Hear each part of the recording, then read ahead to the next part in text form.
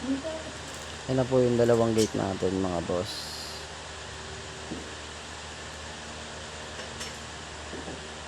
Bali, 4 na panel sa isang gate. Ayan. Napakalaking bagay talaga pag may working table ka.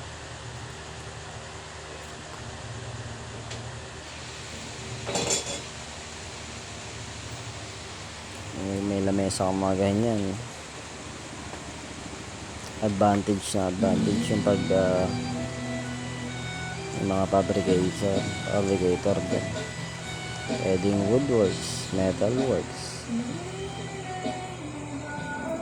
Ang ganda ng lamesa nila. Hindi masyadong mahirap gumawa. Tulad pag nasa baba, yoko ka ng yoko.